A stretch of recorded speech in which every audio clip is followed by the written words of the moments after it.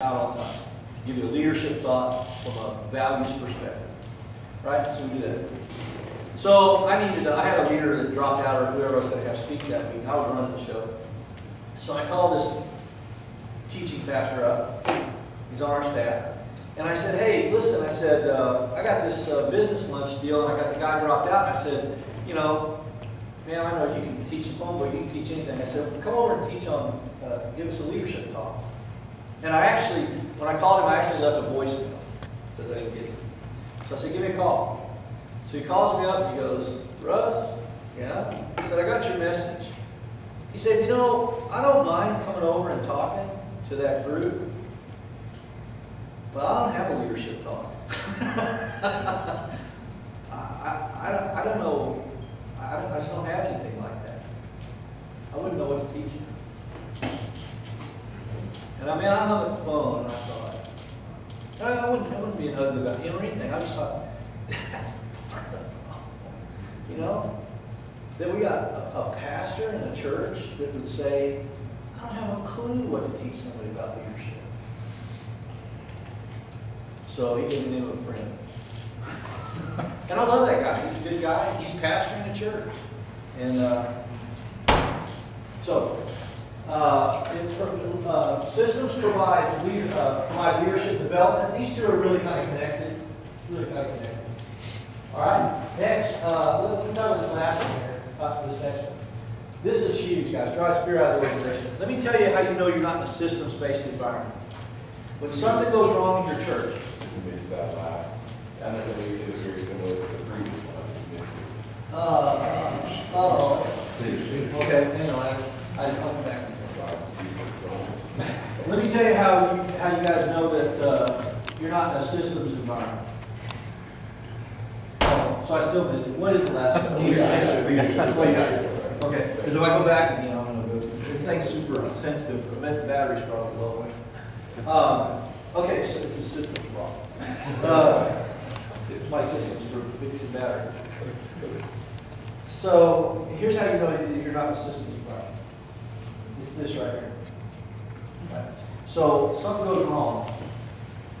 Let's just say it's not good, right? It goes really wrong. Something doesn't work the way it's supposed to work on Sunday. Somebody got humiliated. Somebody's mad. There's some people in church frustrated. Something went wrong. When all the people get in the room that have anything to do with that to talk about that problem, you tell you how you don't have a systems-based church. People start covering their butt. Right? They start blaming. They blame the sun, they blame the moon, they blame each other, they blame somebody who used to go to church there, they blame the people in the church, they blame technology, they blame whatever, they blame. And the reason that they're blaming is because they're in an environment where when things go wrong here, we attack people instead of attacking the process. We attack the people instead of attacking the process. When I get in a room with people and things go wrong in our church, right? And we operate at a pretty high level, and I have some very high level in terms of quality and skill and all that. Responsibility, a lot of, all that.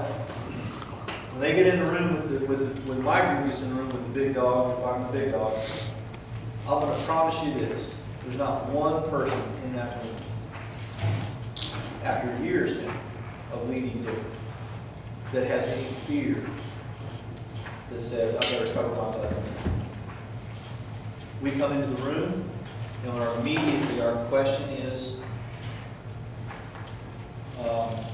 let's talk about what was supposed to happen, what our process is there, and what went wrong. And it's all about the process. And so even if someone says, well, there's a part of the way we normally do this and I didn't do it. Now that's the moment where you can attack somebody. And you could go, well, why didn't you do it? What's wrong with you? You got a character flaw? What's the matter with you? Right? And instead of that, in a systems environment, we say, you understand now why that step in the process is so important. See, so this is a good time for all of us to learn, right? That we need to follow the process when we have it. Because it doesn't matter if it's me or if it's you, it doesn't matter who it is. If we skip a step that we know is important, then this is what's going to happen. We're going to have a fail. So what happened here was we have a process, we all know it, and we just need to be reminded about how important it is to follow the process.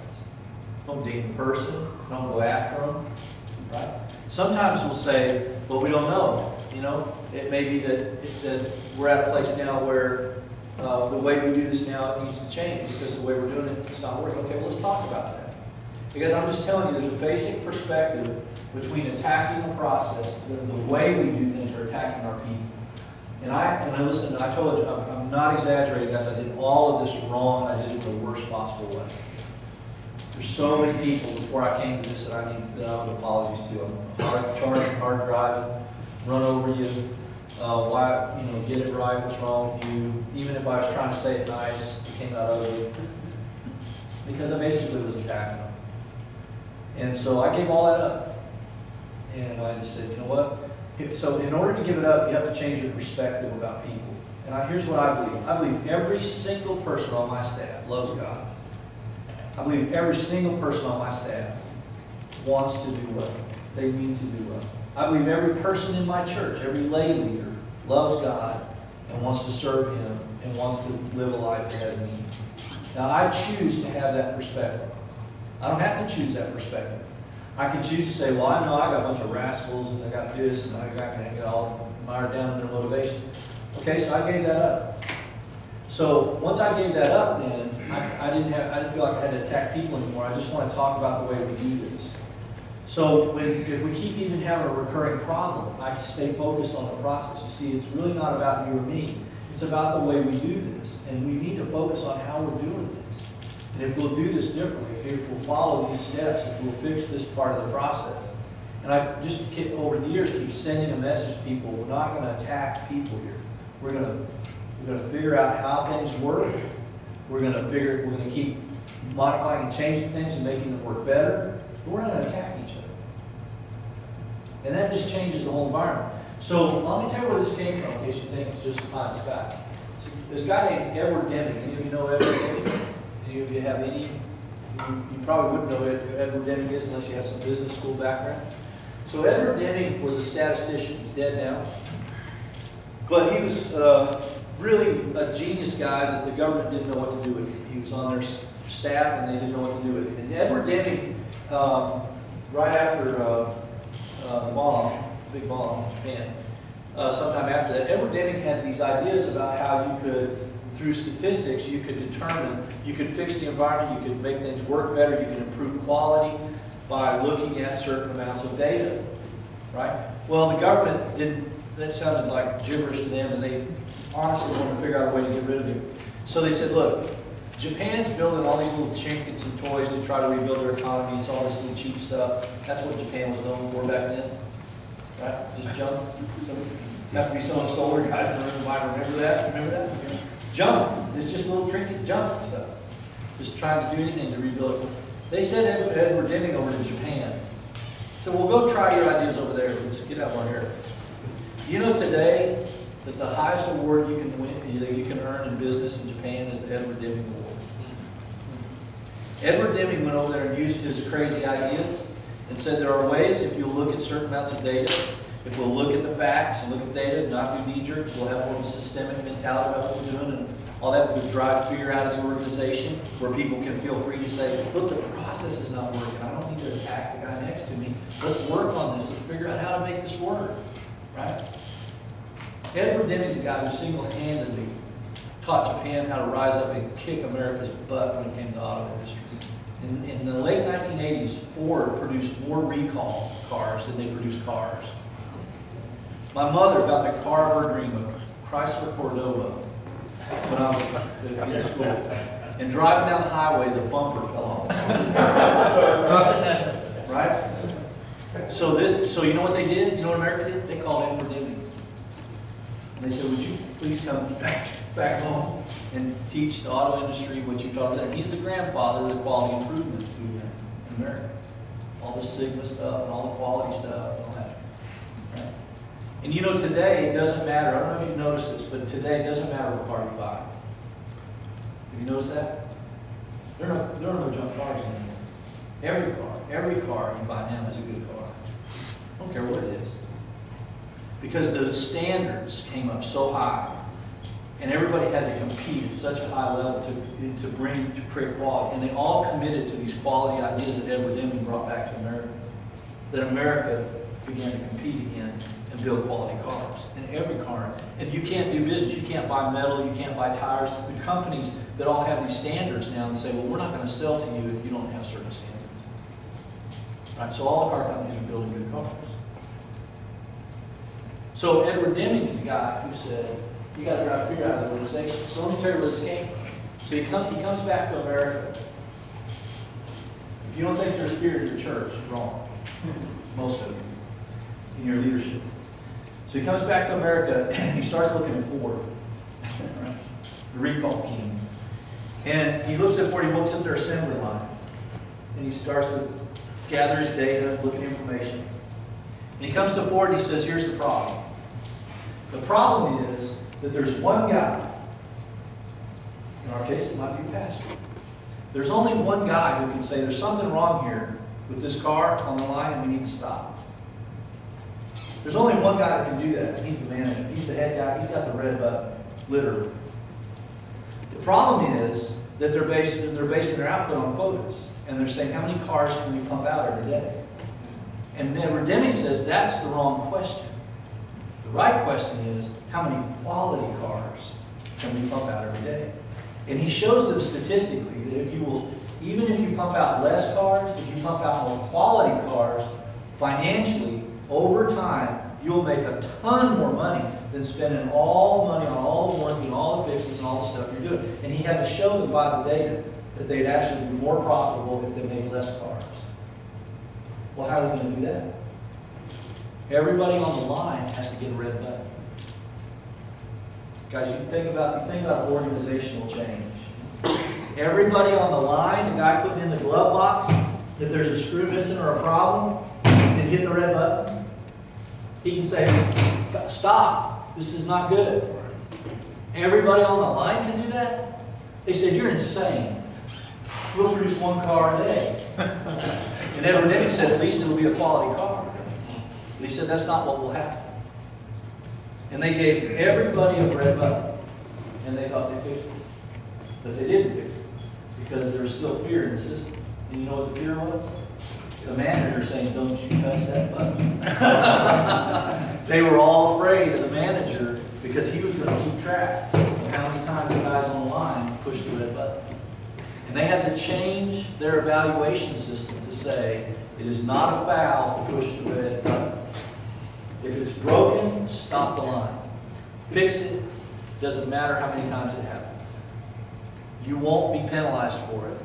You won't be dinged in your evaluations. You won't be affected in your pay.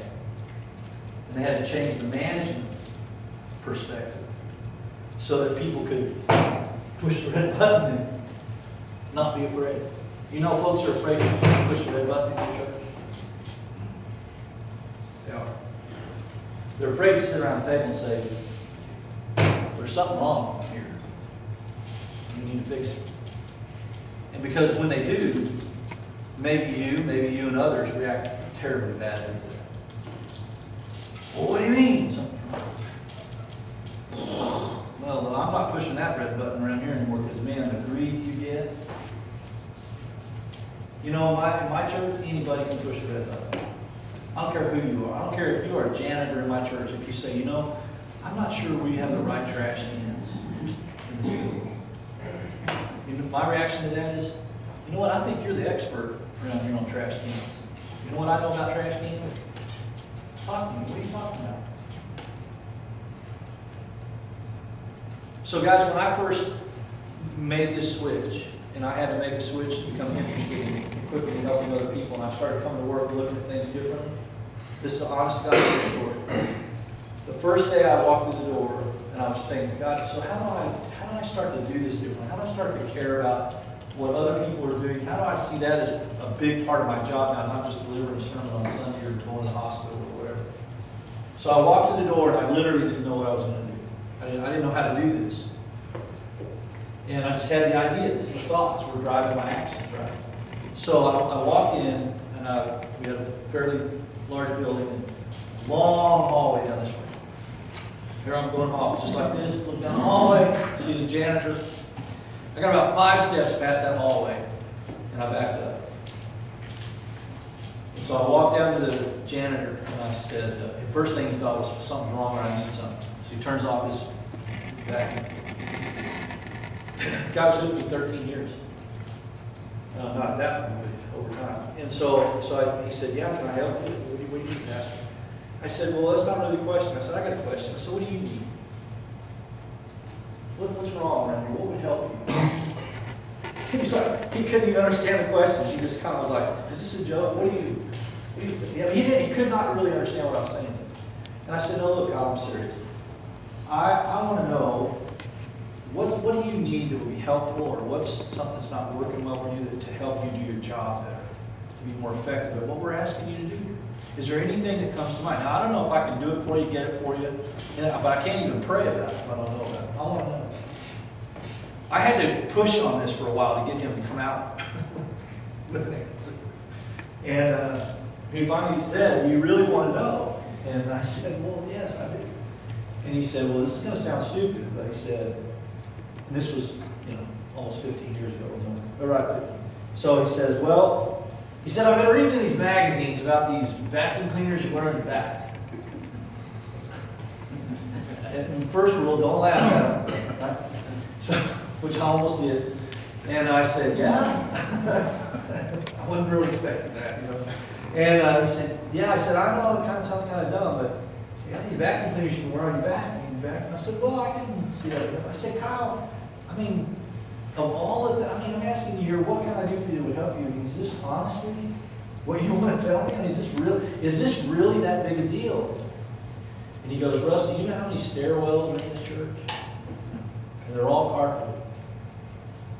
And I said, well, I actually never counted them. He said, a lot. I counted every one of them. He said, you know how much time I spent lugging this vacuum cleaner up and down the stairs, around the stairs, and all this stuff? If I had that vacuum, you said, you know how hard it is to get through the auditorium, a 1,000-seat auditorium, and get through those pews, it's all carpeted? If I had a backpack, I mean, I could zoom through that.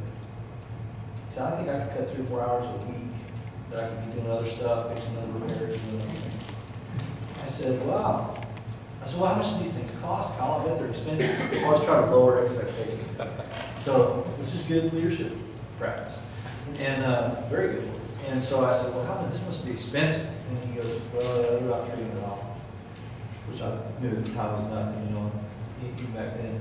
And I said, well, well, Kyle, I'll tell you what, I'll pray about it. I'm glad to know it. I want to know that kind of stuff. And in the future, if you have something, come talk to me. I don't know if I can do it, but I want to know. And he was my direct report at that time. He reported to me.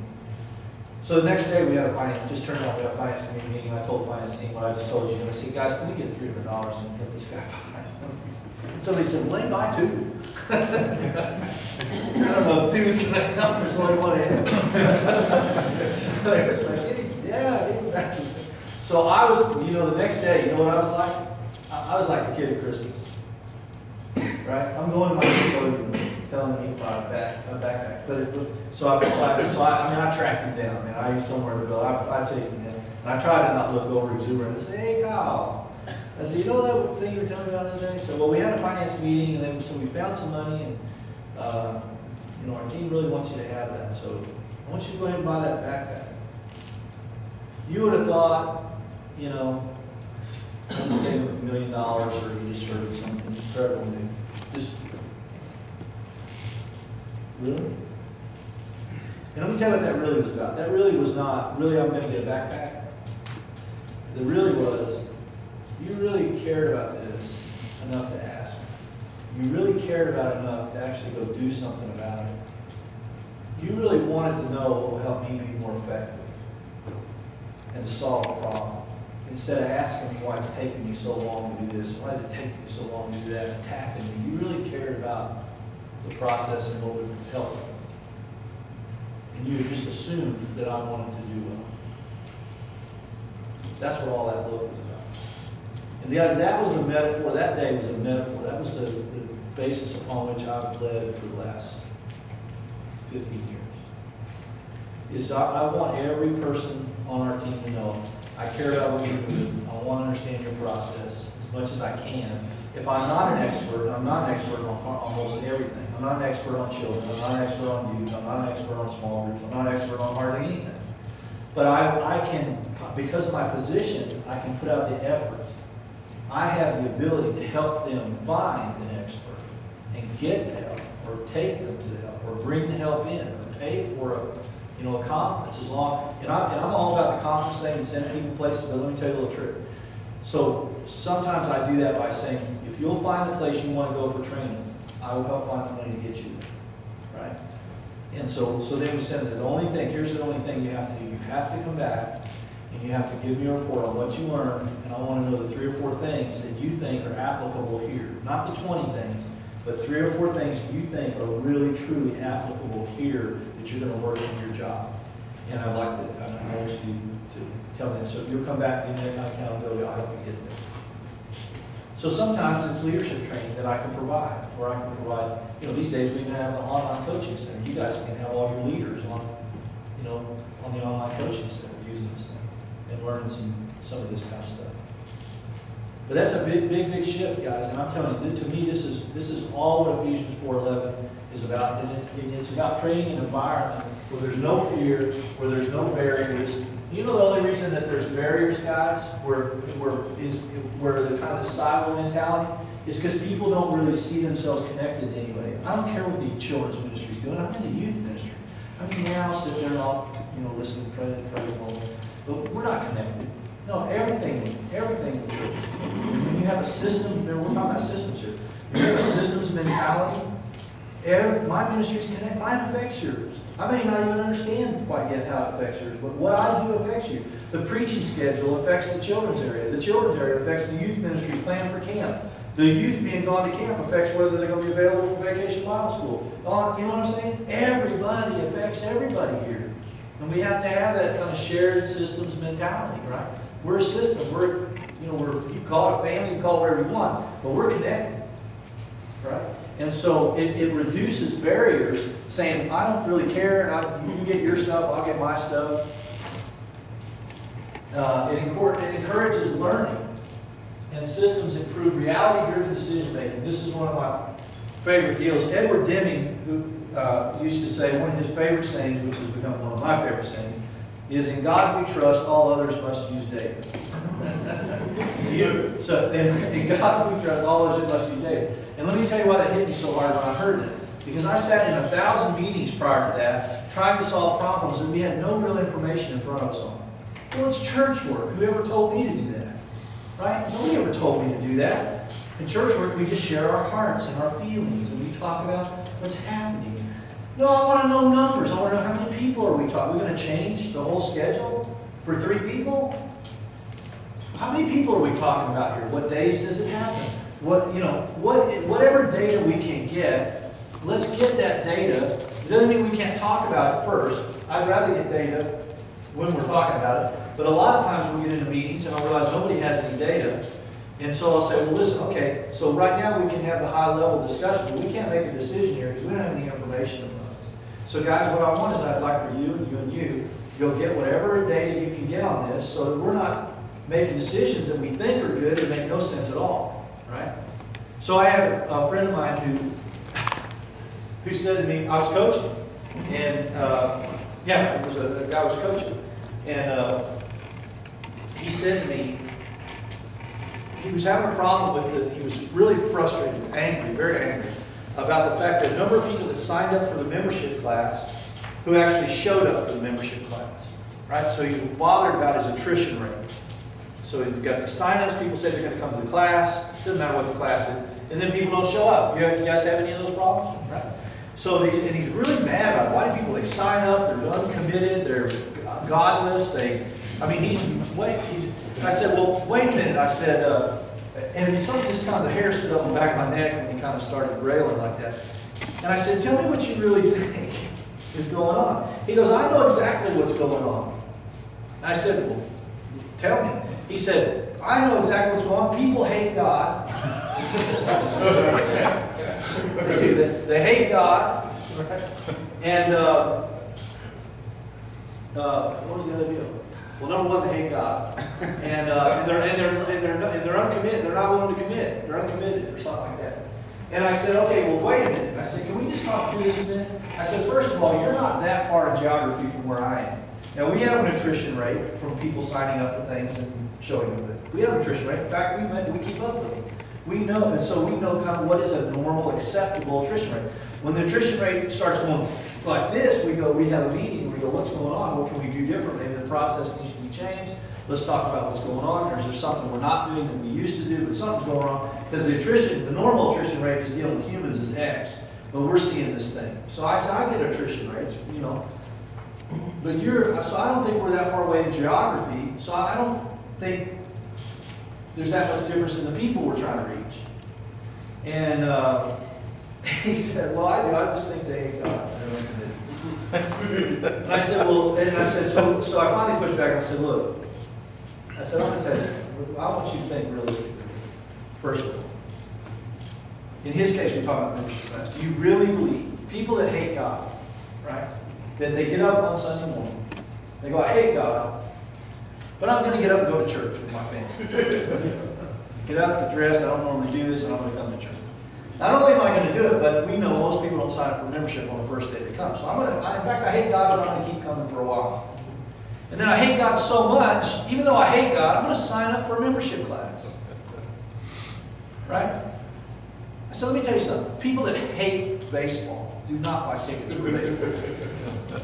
And even if somebody drug them to a game one time, they wouldn't keep going. And they sure wouldn't sign up to be a season ticket holder. Right? So here's what I think. I don't think whatever the answer is, it's that people hate God or that they're necessarily uncommitted. I think you need to find out what it is. So I asked him to do this. I really didn't think he'd do it. I said, here's what I want you to do. I want you to, before our next call, I want you to call 25 of the last families who signed up for the class and then didn't show up. And I want you to delegate it. I want you to do it. Pastor. And I want you to call them, and they don't know it's not a normal call. You just call them up and say, hey, I know you've attended our church in the past, and I actually saw you were signed up for a membership class, and I know things come up, and I gave them a little kind of role play how to talk about it. And I just want to know what we can pray for you about. And by the way, you missed the class. Was there any reason for that? Is there anything that would be more helpful to you to attend? And I said, I want you to talk to 25 last families. And I said, I don't have a clue what you're going to learn, but you're going to learn something. You're going to get a theme. You're going to figure, you're going to get something. Maybe you're going to find out they all hate God. I said, I want you to do it. Well, I honestly didn't think you'd do it. Next week on the phone, I think out of spite, to prove that I was wrong, I think he did. He got on the phone and he goes, well, I did. And I said, what, really? I said, well, great, what'd you learn? He goes, well, I pretty much feel like an idiot.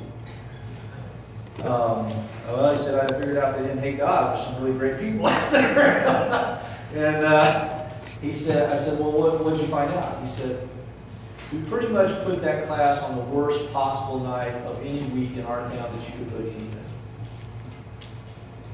I mean, it just, people said, we really, really wanted to come, but we just couldn't clear the deck on other schedules and games and recitals, and we just couldn't, you know, it's just a horrible night. There's so many things going on.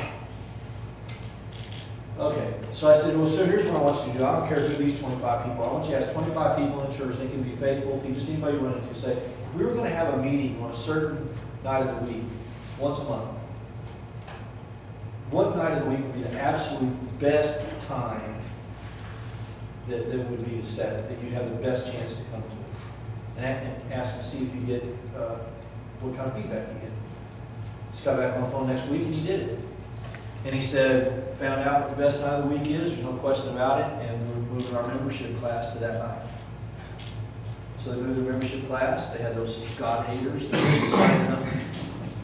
Their attrition rate went down to really a very acceptable attrition rate. The membership class went up. Because that guy was just knee-jerk reacting. He didn't have any data. And let me tell you why they don't get data, because we don't want to talk to people. We're afraid we're going to hear some bad news. I'm afraid if I ask them, why'd you push that red button? That they're going to tell me. And I ain't got enough on my mind without them telling me bad news. Guys, you cannot fix things if you don't know what you're trying to fix. You got to get data. You got to get information. Or what happens is you solve the problem the wrong way over and over and over.